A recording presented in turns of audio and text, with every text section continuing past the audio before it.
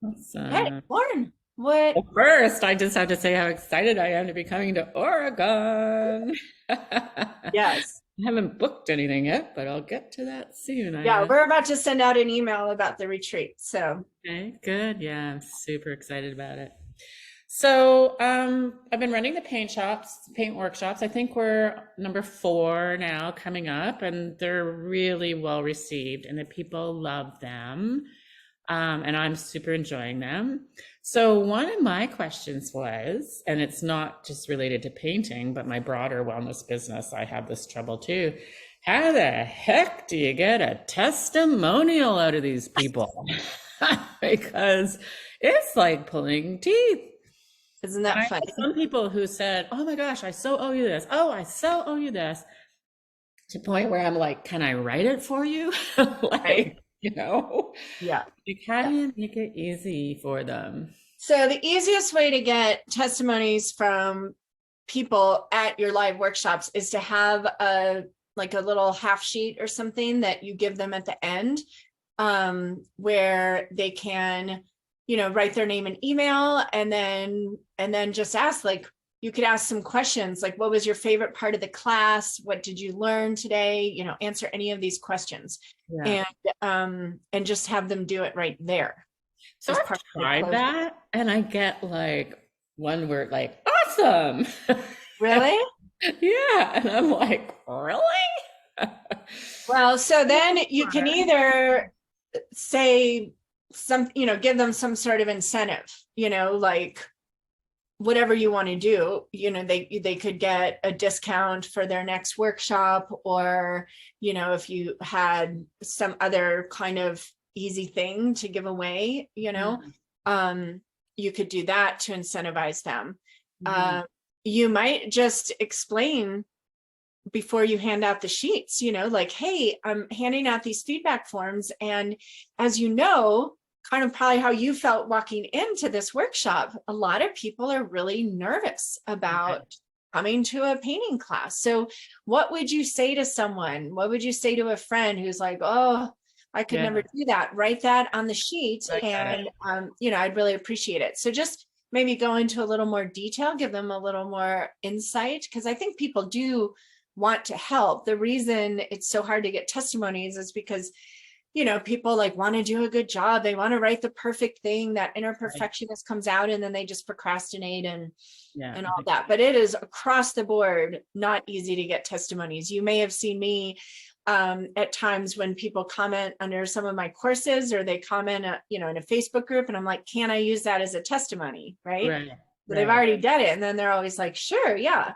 Yeah. So it's not that they don't want to give you a testimony, it's just their own wanting to do it really Yeah. well Good luck. and things And then like they that. know it's going to be shared. So you're right. So it needs to be perfect. And yeah. Yeah, yeah, Yeah. yeah. That's true. Yeah, so Have you maybe making played? it more, yeah, about what would you say to someone who was curious about this workshop but felt nervous or a little Yeah. fearful to Yeah. do. Okay. Okay. I like that idea. Have you played with video testimonials at all? Because I'm starting to see those a little bit. And Yeah, well, those of course are fabulous. So when I've done video testimonials, it's usually been like when I'm with someone, and I'll kind of sit down and be like, okay, can we do a video? Like, tell me what you think, kind of deal, and do it that way. Um, and with that too, you could put it out there and offer more of an incentive, right. Right. buy one, get Somebody one just free, go. or, something like that. Bring a friend, or Right. something like that. Because of course we know people tend to get super nervous around videos, but Right. most of the video testimonies I've received is from me being there with the With them. person, and we kind Okay. of do it Yeah. together. So I found with mine that people came out of the gate fast to come join the workshop. So it's the same people over and over, but I'm not getting the expansion I thought I might have by now. Yeah, So I don't know if you can think back to when you first started. yeah, of course. Like I'm very active in social media and such. I have an email list, so I'm doing that. Could maybe be doing it more often, but I'm very cognizant of how often I'm jumping into their mailbox. I've really found locally that the in-person presence is bringing me attraction that I wouldn't have thought. Like, not to say it isn't important. I think it's super important, but I would have thought just coming out of the space of COVID and everything that people would be so much used to seeing things on the screen, but it's still that in person, I think, is important. So I've been trying to make that more of what I do, which is time consuming, but Right. so thoughts on just any other tactics to get people out and engaged? Yeah. So are you offering workshops like that repeat each month? Yeah. You're So offering the I'm same doing it workshop? monthly now. And so my promotions, and that was a good suggestion I think you had, which was, put your next 3 or 4 or 5 dates, whatever, on there, so that one, I don't have to keep reprinting these flyers and stuff, which is great. So it's like the last Sunday of every month now. And, so I think people are starting to get to know that idea. Yeah. Yeah. So, couple of the things that work really well. So first, Lauren's following the advice around repeating your workshops, even if you're teaching online or you're teaching in person. Having the repetition is really invaluable. Over the years, I've seen other entrepreneurs, friends of mine, who keep changing their angle, their focus, their brand, their courses. And like, I've been doing the Creatively Fit coaching training 2-3 times a year since 2010, and that has really, really helped. So the first thing is to make sure that you're creating a repetitive, like, I teach this, like I used to teach Painting Made Easy every single month for 6 years. I taught it every single month. So that's the first thing, which you're already doing that. So a couple of things that I've seen work well. The first thing that comes to mind, and when I was teaching more in person, Facebook didn't even exist. So there's that. But taking pictures from the courses, whether, you get a quick end of the course group shot, it just takes you picking up the phone and being like, hey, let's take a picture of everyone with, hold up your painting, just super quick, spontaneous, ding, ding, ding, ding. Or take pictures of, people over their shoulder painting. You can let people know, like, hey, at the beginning of the workshop, like, I really want to encourage new people to come to these workshops. So I'm going to be snapping some photos, at the end, let me know if for any reason you don't want to be in a photo or whatever. But, we just want to encourage people. There's so much fear around painting and the canvas and all that. So together we can help people overcome fear. Are you cool? And then post images from each workshop. Yeah. Right. You might check out Karen Gillette's Facebook. Okay. I don't know what, but I know she's sharing. April Small does that really well too. So these are other Creatively Fit coaches. And so that would be the first thing, because, the fear is the unknown. So if you can make the unknown more known, then people won't be so scared. Yeah. The other thing would be to add to your emails, add to your social media, some more like step-by-step, more insight into the process. Like, most people don't understand how we layer and layer and layer, right? They have this image that you sit down, you need to know exactly what you're going to paint, and it just flows perfectly. They don't understand that we, scribble all over the first layer and then paint over that, and how forgiving the process is. So bring them into, educate them about the process. I like that idea. Yeah.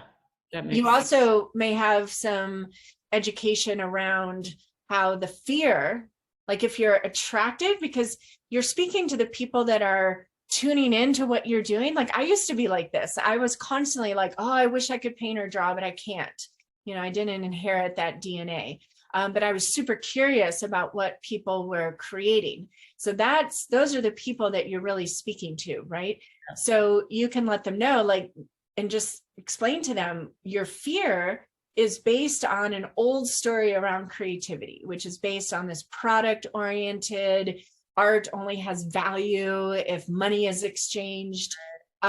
story that we have in the Western world. And where we're coming from is this art practice, this painting practice, as a meditation, as healing, as an opportunity to take a step back in your day and just witness yourself. Yeah. And get to know your creative self, because everyone on this planet is creative. It's just whether or not you're aware of it. So you can speak into that, right? Like if you go back to the air module in Vision Quest, that's part of the training, you can kind of review that conversation. And, in one email, you can talk from that angle or post. Another one, you can talk the way, the right left brain muscle, so to speak. The brain responds just like muscles. We create new neural pathways when we do new things. The brain is task specific.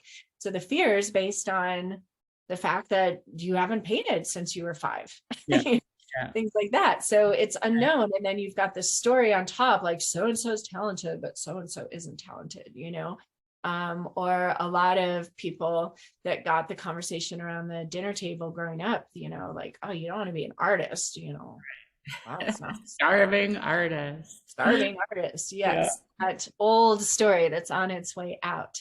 Yeah. So in general, like you think about wherever you feel like, wherever these questions come up, how can I educate people? How are they not understanding the true nature of what it is I'm offering? How can I help them overcome? I like a lot. It's like opening the kimono almost and saying, let's take a peek inside. Because I know even in the rest of my business, if I do like behind the scenes with Lauren, they get a lot of attention because people want to see what's going on. So this is kind of the same idea. Take a sneak peek into what we'd be doing. I like that.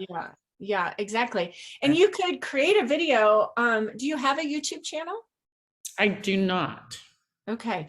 Honestly, YouTube is a really fabulous. Time it's come up this week for me. So yeah.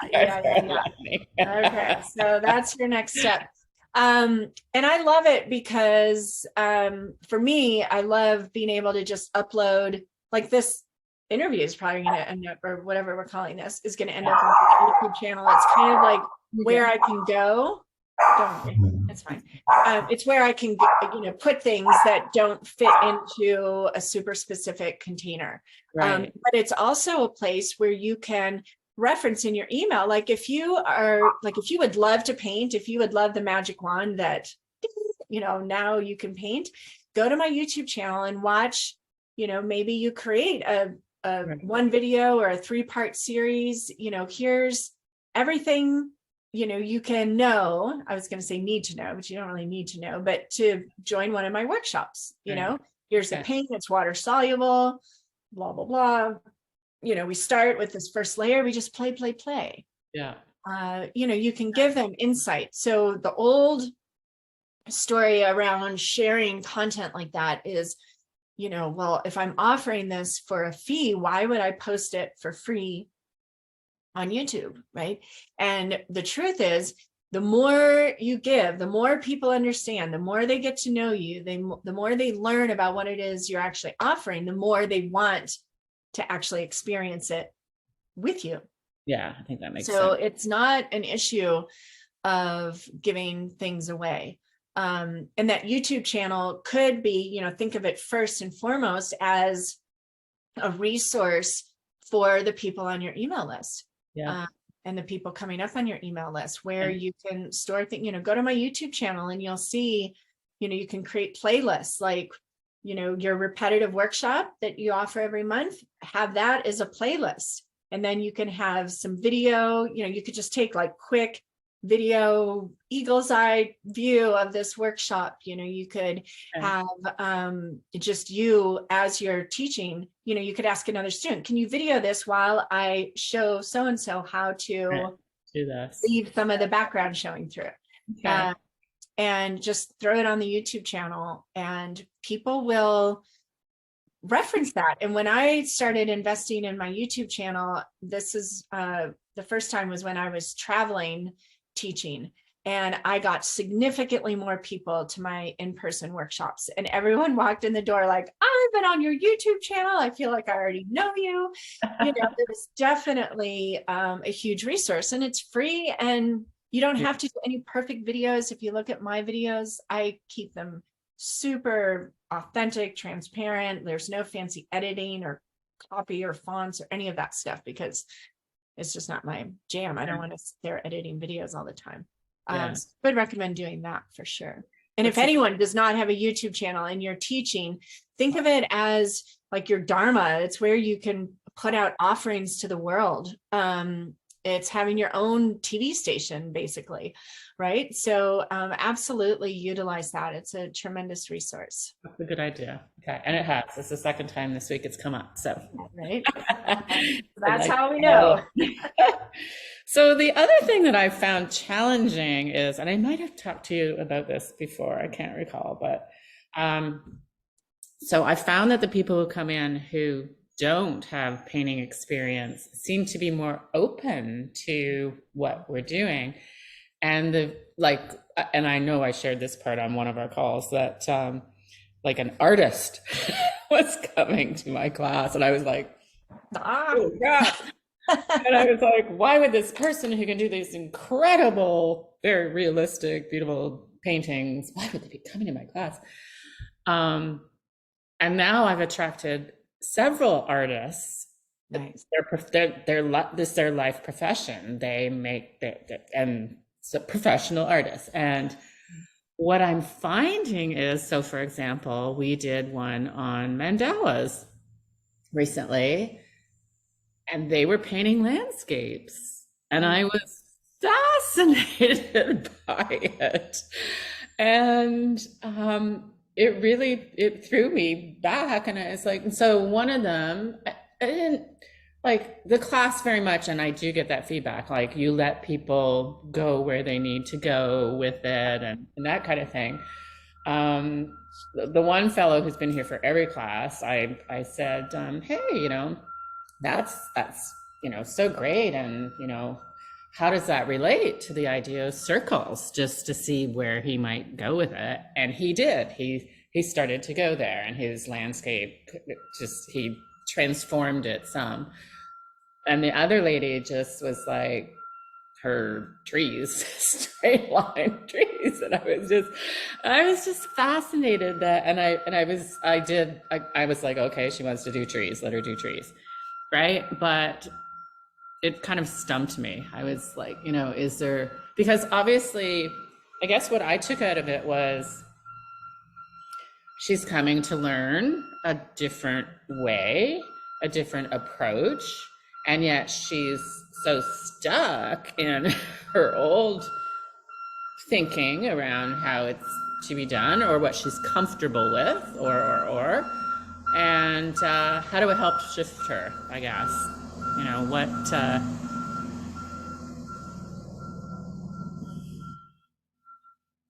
It's okay, that beeping is at mine.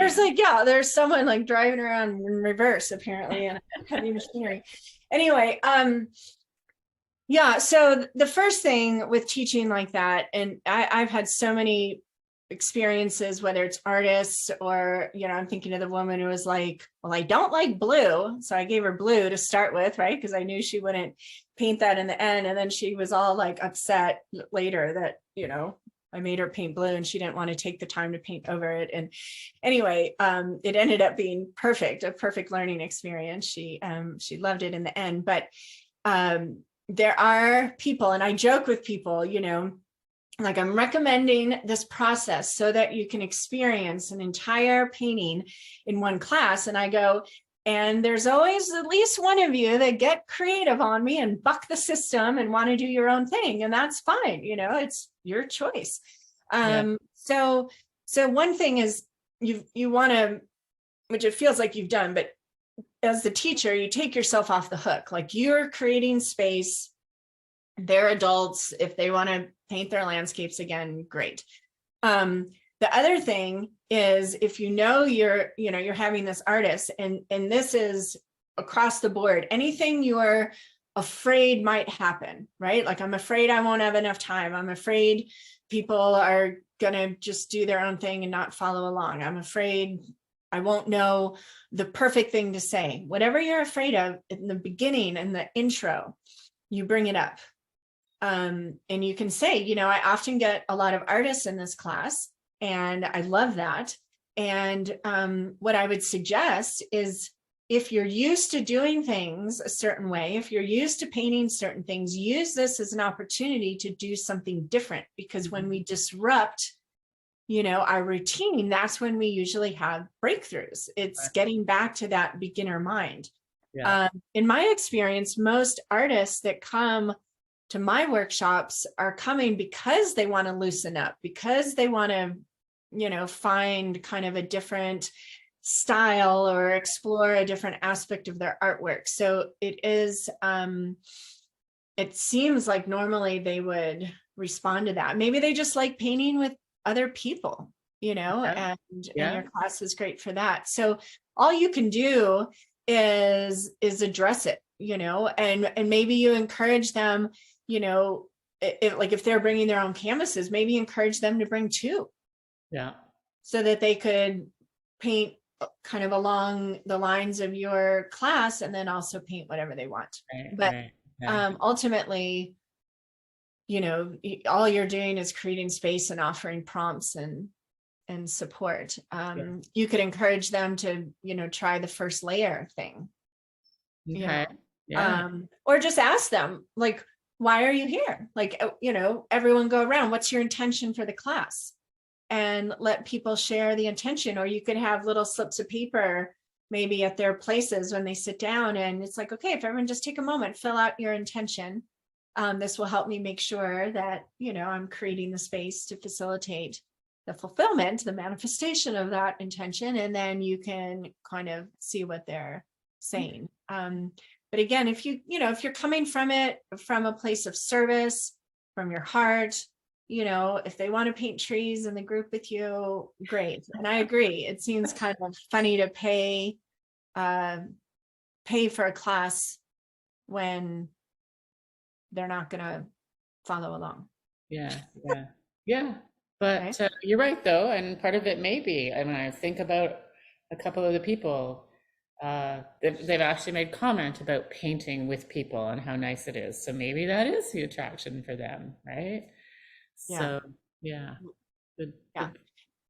And the community could, that could be an awesome resource. Are you offering, or does it feel at all like your students would like a private Facebook group just for everyone who's come to your classes?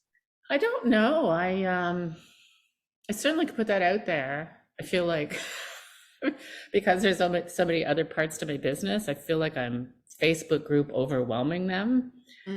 Yeah. But maybe not. Do you have one Facebook group for your whole? So I have an overall one, but then we do have some special, like we do a meal prep program. So they are in a Facebook group, and we have my NIA movement. They're in a Facebook group. And so if you're really participating in everything, which some of them are, there's a lot of Facebook groups, but that's a lot of different interests. So maybe that's not inappropriate.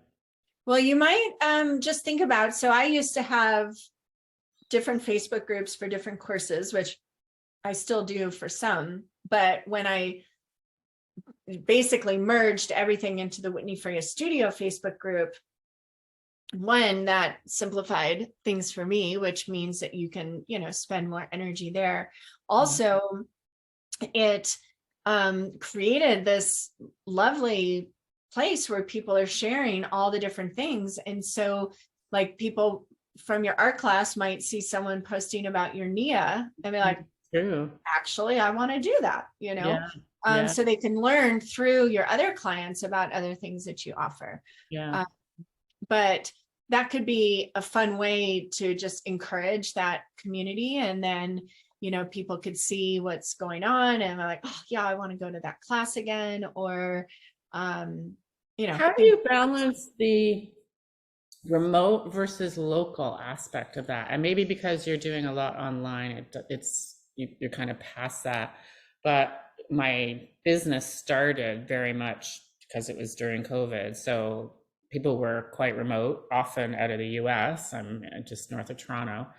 And now as we've gotten into it and the growth in my business is coming from local. Mhm. So I'm I'm sometimes struggling with what to put into that bigger Facebook group that has some of both, Yeah, because most of my programs now are in person. And so right. I'm kind of like, hey, online people, like, oh, I'm running yet another in-person thing. And maybe the answer, as I'm talking this through, is you need to get some online things going. Well, I Uh, mean, you can. I mean, if that is a chunk of your audience, I mean, certainly local people, they're still on Facebook, and it can be a great way to uh just offer another layer of the courses, it was more about, I almost feel as I'm promoting all my events now that I'm not offending, that's probably not the right word, but that all those folks sitting in the US are going, well, why am I seeing this? Because I'm obviously not going to go to Toronto to, well, maybe I yeah. will. But Well, I wouldn't worry about that. I mean, if they're choosing to look at your information and what you post out of all the things they could be looking at, let them mhm, get and out of maybe, it, whatever they're, yeah, get out of it. It's okay. If you have a significant number of people, then yeah, that's information. And, you could reach out to them and, hey, I'm opening up to creating right. another online course or a new online course. Which of these themes are you most interested in? Or which of these paintings, makes you the most Mm-hmm. curious, or, whatever. Yeah, you But too. perhaps explore that. Yeah. Because the other thing is, some people may take your online and then come, whether they're local or not, come to a workshop you Yeah. offer. Yeah. You may decide, because another thing with the workshops that we've probably talked about as well is, like, you want to offer, like, the monthly workshop is kind of an easy entry. It's like a 3-hour workshop, and it's one time, it's an easy yes. Then the next offering, you kind of want them stair stepping up in price point, time, more of you, more opportunity for you to go deeper in the teaching. So you could offer like a weekend experience, and people may fly in for that. Mhm. You might end up offering a retreat that is drivable for Toronto people, but other people may fly in, I mean, Yeah. if they want to. So that could be a motivation as well. I did a couple way back. This is when I did some HGTV appearances or whatever, because there were shows being produced in Nashville. And I did this art vacation, and people stayed at the B&B up the street and came down to my art center, and they were there for a week. And they flew from all over the country. And this is way, way before, this is like, I don't even know, 98. Like, Cool. that's so long ago. It's crazy. So anyway, Okay. you don't have to decide ahead of time what people are going to do or not. Yeah. You Yeah. just share. People are watching. That's, Yeah. that's up to them. But it's information for you if you've got people from a Okay. distance Okay. to offer something online. These are such great questions, Lauren, and Always Romilly good to is just get waiting. a different Romilly's, perspective, you know? yeah, yeah, exactly. Well, and sometimes, like you said, the answers affirm what you already know or are already getting. Um, but in general, it's funny, often the answers are pretty obvious based on the question, right?